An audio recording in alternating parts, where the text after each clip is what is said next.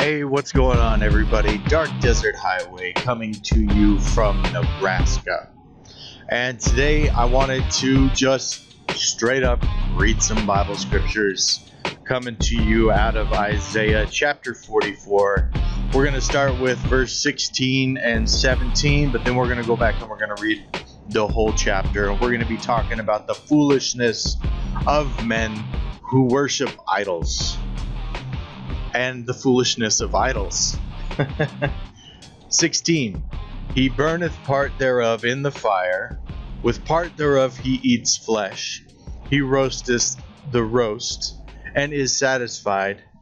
Yes, he warms himself, and says, I am warm, I have seen the fire, and the residue thereof he maketh a god, even his graven image.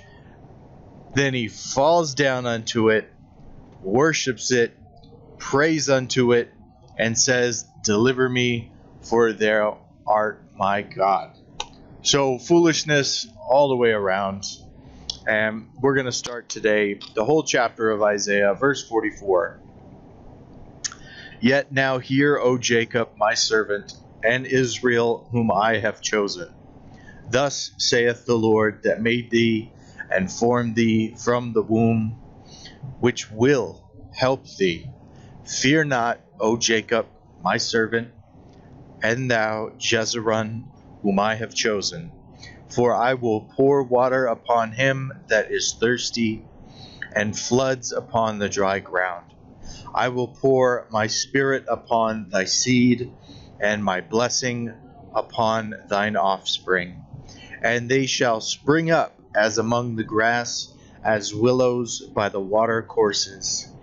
One shall say, I am the Lord's, and another shall call himself by the name of Jacob. And another shall subscribe with his hand unto the Lord, and surname himself by the name of Israel.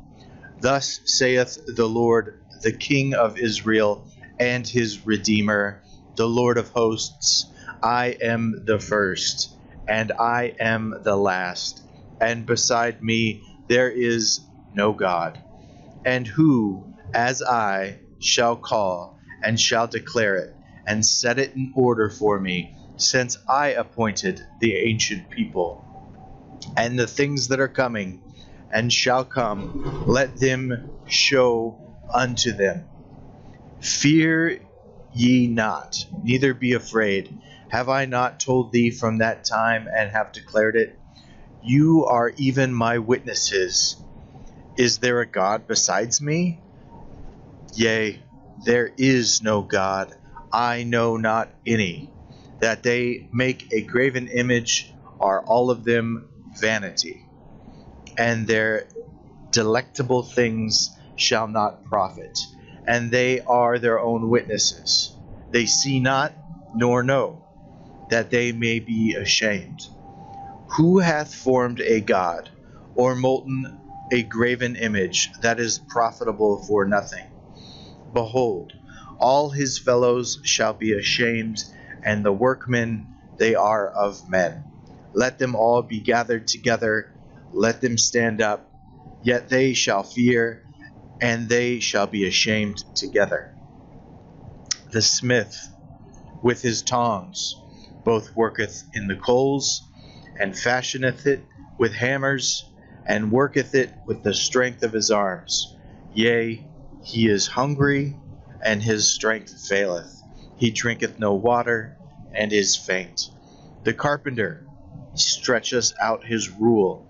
He marketh it out with a line. He fitteth it with planes. He marketh it out with the compass, and maketh it after the figure of a man, according to the beauty of a man, that it may remain in the house. He heweth him down cedars, and taketh the cypress and the oak, which he strengtheneth for himself among the trees of the forest. He planteth an ash, and the rain doth nourish it. Then shall it be for a man to burn, for he will take thereof, and warm himself. Yea, he kindleth it, and baketh bread. Yea, he maketh a god, and worshippeth it. And he maketh it a graven image, and falleth down thereto. He burns part thereof in the fire, and with part thereof he eateth flesh. He roasteth roast, and is satisfied. Yea, he warmeth himself, and saith, I am warm. I have seen the fire. And the residue thereof he maketh a god, even his graven image. He falleth down unto it, and worshippeth it, and prayeth unto it, and saith, Deliver me, for thou art my God. They have not known, nor understood, for he hath shut their eyes, that they cannot see, and their hearts, that they cannot understand. And none considereth in his heart, neither is there knowledge nor understanding to say, that I have burned part of it in the fire. Yes, I have baked bread upon the coals thereof. I have roasted flesh and eaten it. And shall I make the residue thereof an abomination? Shall I fall down to the stalk of a tree? He feedeth on ashes, and a deceived heart hath turned him aside, that he cannot deliver his soul, nor say, Is there not a lie in my right hand? Remember these, O Jacob and Israel, for thou art my servant. I have formed thee. Thou art my servant, O Israel. Thou shalt not be forgotten of me. I have blotted out as a thick cloud your transgressions, and as a cloud your sins.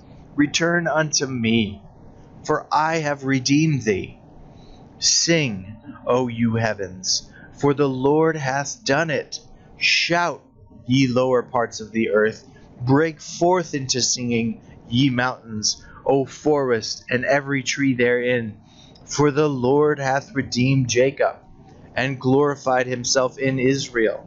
Thus saith the Lord, thy Redeemer, and he that formed thee from the womb.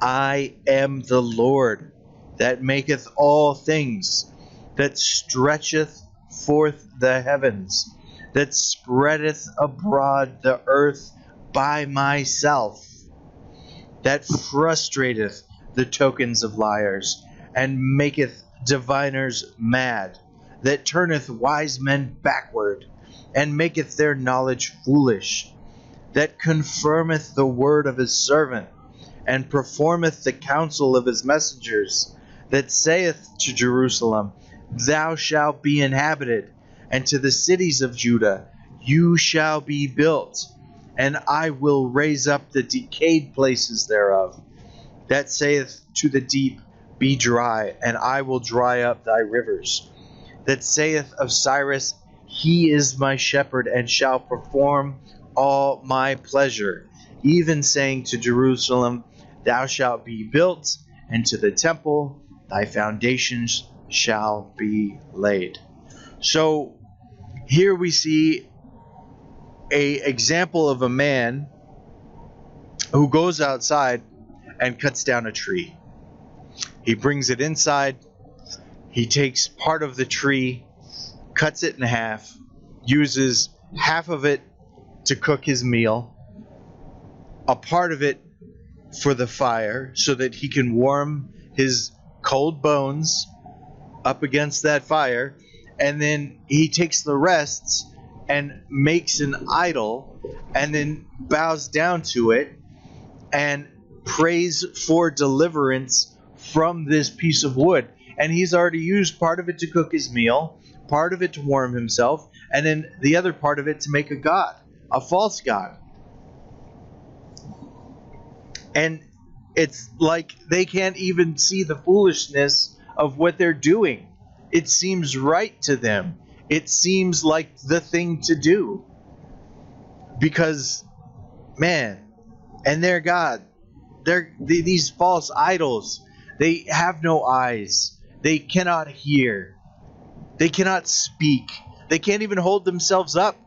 That we have to make you as an idol maker would have to make a stand for the idol to stand on so that it could keep itself upright. And God is saying, look at what I've done. I have redeemed you. In verse 23, sing, O ye heavens, for the Lord hath done it. Shout, you lower parts of the earth. Break forth into singing, ye mountains, O forest, and every tree therein, for the Lord hath redeemed. He's talking past tense. It's already been done. I've already accomplished all these things. I've accomplished salvation. I have accomplished everything. Unlike idols who can accomplish nothing, I have already accomplished it for you. I have done the work. I have set up from the beginning even the earth and the heavens, and a redemption. And man, I frustrate the tokens of liars and make diviners mad, that turneth wise men backward and maketh their knowledge foolishness. Verse 21. I have formed thee. Thou art my servant, O Israel. I will not forget you.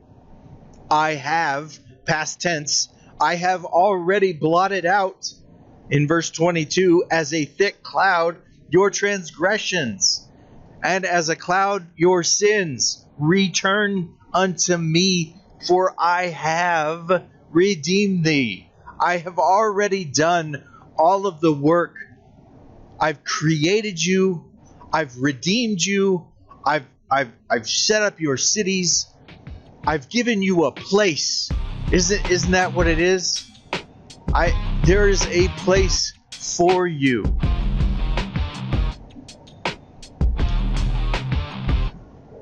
And you're going to these things to look for fulfillment and redemption in pieces of wood, man. You know? So that's it for today, you guys. I hope that you have a good day.